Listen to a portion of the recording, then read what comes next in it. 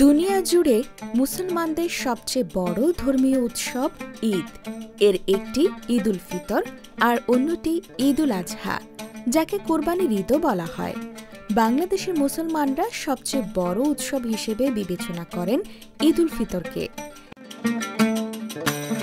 ঈদ ইসলামের সবচেয়ে বড় ধর্মীয় উৎসব হলেও এই ধর্মের আবির্ভাবের সাথে সাথে কিন্তু ঈদের প্রচলন শুরু হয়নি। ঈদ উল আজহা কখন আর কোন প্রেক্ষাপটে চালু হয়েছিল তা ইতিহাস থেকে জানা যায়, কিন্তু ঈদ উল ফিতর কখন আর কিভাবে প্রচলিত হয়েছিল সে সম্পর্কে তথ্য কমই জানা যায়। ইসলামের ইতিহাস বিষয়ক গবেষক এবং বিশেষজ্ঞদের মতে ৬২৩ খ্রিস্টাব্দে প্রথম ঈদ উদযাপন করা হয়েছিল। ঢাকা বিশ্ববিদ্যালয়ের ইসলামের ইতিহাস ও সাংস্কৃতিক বিভাগের অধ্যাপক মোহাম্মদ আতাউর রহমান মিয়াজি বিবিসি বাংলাকে বলেন, হিজরি ২য় সনে ঈদের প্রবর্তন করা হয়েছিল। নবী মুহাম্মদ যখন মক্কা থেকে ৬২২ খ্রিস্টাব্দে হিজরত করে মদিনায় যান, তখন সময়কে ভিত্তি ধরে হিজরি সাল গণনা করা হয়। আনুষ্ঠানিকভাবে অবশ্য হিজরি সাল গণনা শুরু হয়েছিল আরও ১৭ বছর পরে খলিফা ওমরের সময়ে। অধ্যাপক মিয়াজি জানান, হিজরির প্রথম বছরের অষ্টম মাস অর্থাৎ শাবান মাসে রোজা বাধ্যতামূলক করার আয়াত নাজিল হয় এবং তখন নবম মাস অর্থাৎ রমজান মাসব্যাপী সিয়াম সাধনাকে ফরজ করা হয়। এরপর হিজরি ২য় সালে এসে বিধান দেওয়া হয় যে রমজান মাস চাঁদের হিসাবে যা ২৯ দিনেও শেষ হতে পারে বা কখনো ৩০ দিনেও শেষ হতে পারে, শেষে শাওয়াল মাসের প্রথম দিন ঈদ উদযাপন করা হবে।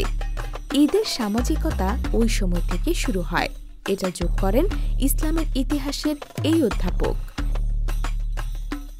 এ বিষয়ে আনাস নামে নবী মুহাম্মদের একজন সাহাবা বা সাথীর বর্ণনা করা একটি হাদিসের উদ্ধৃতি দিয়ে বাংলাদেশের জাতীয় জ্ঞানকোষ বাংলাপিডিয়া বলছে, মদিনায় যাওয়ার পর নবী সাল্লাল্লাহু আলাইহি ওয়াসাল্লাম দেখলেন যে সেখানকার মানুষ বছরে ২টি বড় উৎসব পালন করে।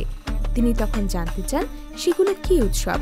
তখন তারা বলেন এগুলো ছিল নওরোজ এবং মিহিরজান নামে ২টি উৎসব, যেগুলো সেখানকার বাসিন্দাদের ধর্ম এবং গোত্রের রীতি অনুযায়ী একটি শরতে এবং আরেকটি বসন্তকালে উদযাপিত হতো।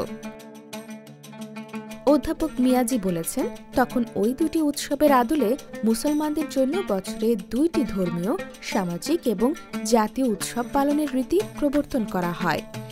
ঈদের প্রচলন নিয়ে এর বাইরে আর কোনো বক্তব্য বা ব্যাখ্যা পাওয়া যায় না। ঈদ উদযাপন মদিনায় শুরু হলেও পরবর্তীতে পুরো দুনিয়ায় মুসলমানদের মধ্যে তা ছড়িয়ে পড়ে এবং প্রচলিত হয়ে যায় ঈদ পালন। কালক্রমে অঞ্চল ভেদে এই উৎসবে ভিন্ন ভিন্ন আনুষ্ঠানিকতা যুক্ত হয়। বাংলায় বা বঙ্গে ঈদ কখন শুরু হয়, কিভাবে পালন হতো? ইতিহাসবিদ এবং ঢাকা বিশ্ববিদ্যালয়ের অধ্যাপক মুনতাসির মামুন বলেছেন যে ১৫০ বছর আগেও এ অঞ্চলে সাধারণের মধ্যে ঈদ তেমন বড় কোনো উৎসব ছিল না। তার মতে ফরাইজি আন্দোলনের নেতা হাজী শরীয়তুল্লাহর সময় বঙ্গে উৎসব করে ঈদ উদযাপন শুরু হয়। তার আগে এখানে মুসলমান ছিল অনেক, কিন্তু তাদের রীতিনীতির মধ্যে লোকায়ত ধর্মের মিল ছিল বেশি, যে কারণে ওই সময়ে ঈদ উদযাপনের তথ্য তেমন পাওয়া যায় না। বিবিসি বাংলাকে বলেন তিনি, মুঘলরা ঢাকায় এসেছিল ১৬১০ সালে। তখন তাদের পাঠানো নায়েব নাজিমরা ঈদ উদযাপন করতেন।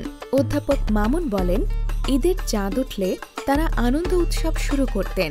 কামান দাগা হতো। ঈদের দিন তারা একসঙ্গে নামাজ পড়তেন।